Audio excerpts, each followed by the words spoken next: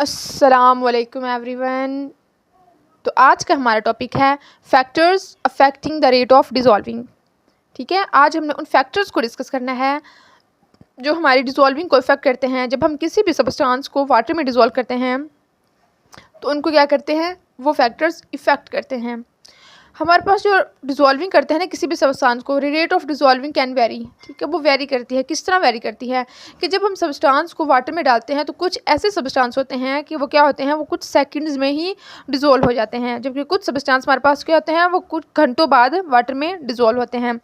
तो ये जो सब्सटेंस ये कुछ सेकंड्स में हमारे पास क्या हो गया, वाटर में डिज़ोल्व हो गया। अब हम डिस्कस करना है कौन से फैक्टर इसको इतना मतलब कम टाइम में इस सब्सटेंस को वाटर में डिज़ोल्व कर रहे हैं, और कौन से ऐसे फैक्टर्स हैं जो हमारे पास ये जो सब्सटेंस हम वाटर में डाल रहे हैं इसको डिज़ोल्व होने के लिए क्या घंटों लगा रहे हैं। तो हमारे पास जो पहला इसका फैक्टर्स है वो हमारे पास है साइज़ ऑफ पीस और पीसीज डिज़ोल्विंग। ठीक है, जो हम सब्सटेंस को वाटर में डिज़ोल्व कर रहे हैं उस सब्सटेंस का साइज़ हमारे पास बड़ा होना चाहिए या छोटा होना चाहिए। अगर बड़ा है तो वो हमारे पास डिज़ोल्विंग पे क्या इफेक्ट कर रहा है, अगर छोटा है तो वो हमारे पास डिज़ोल्विंग पे क्या इफेक्ट कर रहा है। देन हम डिस्कस करेंगे स्टीरिंग। ठीक है, कि कितनी देर हमें सब्सटेंस को जब हम वाटर में डालते हैं तब हिलाना चाहिए ताकि वो क्या हो जाए, वाटर में डिज़ोल्व हो जाए। ज़्यादा देर हिलाना चाहिए या कम देर हिलाना चाहिए। ठीक है, थर्ड हमारे पास टॉपिक है फैक्टर्स जो इसका है वो हमारे पास है टेम्परेचर। टेम्परेचर का डिज़ोल्विंग पे क्या इफेक्ट होता है जब हम किसी सब्सटेंस को वाटर में डिज़ोल्व करते हैं। ठीक है, हाई टेम्परेचर का क्या इफेक्ट होता है और लो टेम्परेचर का क्या इफेक्ट होता है वो हम डिस्कस करेंगे। फर्स्ट ऑफ ऑल हम डिस्कस करेंगे साइज ऑफ पीसेस डिज़ोल्विंग। ठीक है, जो हम सब्सटेंस को वाटर में डिज़ोल्व कर रहे हैं उनका सब्सटेंस हमारे पास अगर बड़ा होगा तो क्या इफेक्ट होगा, अगर छोटा है तो फिर क्या इफेक्ट होगा। अब देखें हमने क्या किया, हमने ग्लास लिया था ना, उसमें हमने क्या शुगर को डिज़ोल्व किया। जब हम शुगर को वाटर में डिज़ोल्व कर रहे हैं, अगर हमारे पास जो शुगर है, हमारे पास क्या है, शुगर सॉल्यूट और वाटर क्या है, सॉल्वेंट।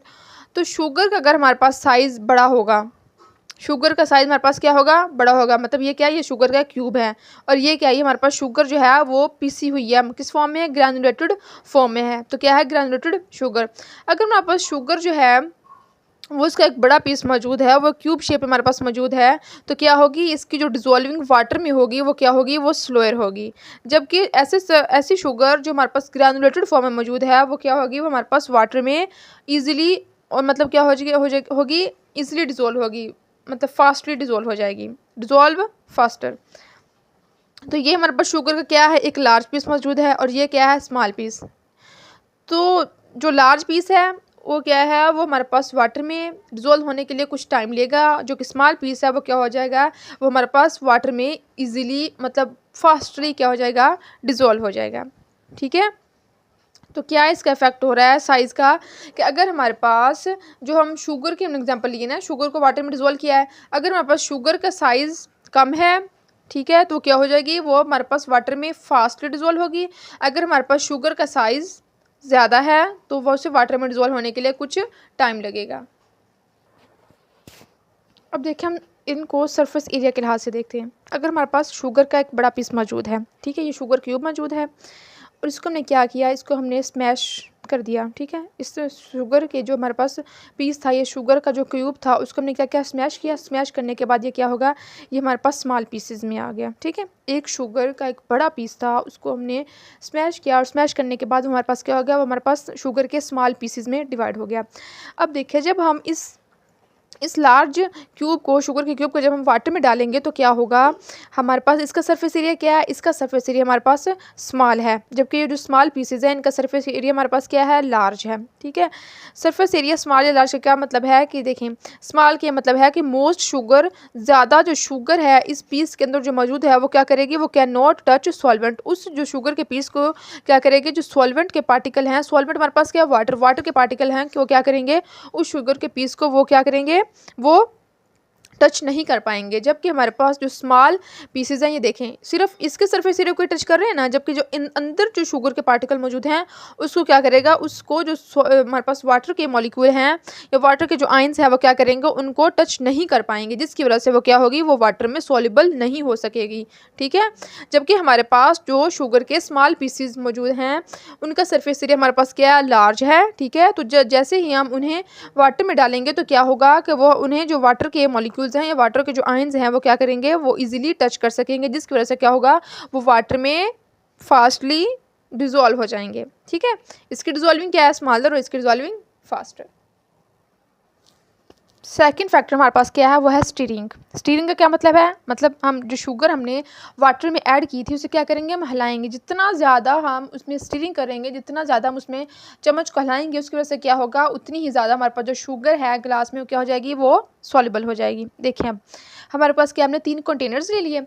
अब देखिए फर्स्ट कंटेनर में हमारे पास क्या है कि हमने जैसे ही हमारे पास क्या वाटर से फिल है, हमने इसमें जैसे ही शुगर डाली तो शुगर डालने से क्या हुआ कि जो सॉल्वेंट के मॉलिक्यूल थे वो क्या हो गए, वो ऑक्यूपाइड, वो मतलब सोल्यूट के पार्टिकल जितने उनसे हो सकते थे उन्होंने क्या कर लिया, ऑक्यूपाइड कर लिए। ठीक है, ये कुछ यहाँ पे ऑक्यूपाइड हो गए, कुछ यहाँ पे ऑक्यूपाइड हो गए, शुगर के आगे हमारे पास सेट होगी।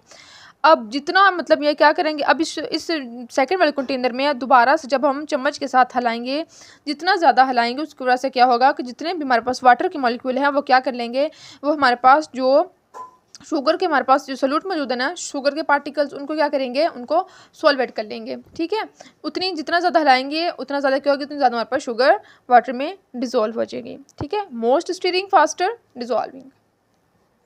अब हम चलते हैं लास्ट फैक्टर्स पे। वो हमारे पास क्या है, वो हमारे पास है टेम्परेचर। जितना ज़्यादा हमारे पास टेम्परेचर होगा उतनी ज़्यादा हमारे पास काइनेटिक एनर्जी होगी, और जितनी ज़्यादा काइनेटिक एनर्जी होगी उतनी ज़्यादा हमारे पास क्या होगी, पार्टिकल्स की मूवमेंट। क्योंकि काइनेटिक एनर्जी किसकी वजह से होती है, मोशन ऑफ पार्टिकल्स की वजह से। ठीक है, तो जैसे हमारे पास काइनेटिक एनर्जी होगी वैसे हमारे पास क्या होगी, मोशन ऑफ पार्टिकल्स भी क्या हो जाएंगे, वो भी इंक्रीज हो जाएंगे। ठीक है, जितना ज़्यादा हमारे पास टेम्परेचर हाई होगा उतना ज़्यादा हमारे पास क्या होगी, उतनी ज़्यादा हमारे पास रेट ऑफ डिजोल्विंग होगी। ठीक है, अब देखिए हमने क्या किया, ये 2 ग्लास ले लिए, दो एक में हमने शुगर डाल, दोनों में हमने शुगर ही ऐड की है। बस डिफरेंस क्या है कि एक का टेम्परेचर हमने लो रखा, दूसरे का टेम्परेचर हमने क्या रखा, हाई रखा।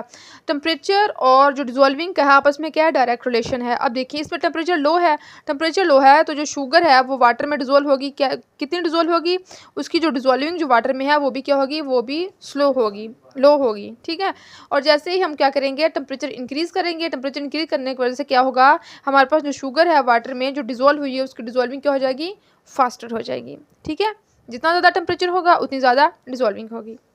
ओके, तो आज का लेक्चर यहीं पे एंड होता है। कल मिलेंगे एक नए लेक्चर के साथ। अगर वीडियो अच्छी लगे तो चैनल को सब्सक्राइब कीजिए, अपने फ्रेंड्स के साथ शेयर कीजिए। कल मिलेंगे एक नए लेक्चर के साथ, तब तक के लिए अल्लाह हाफिज़।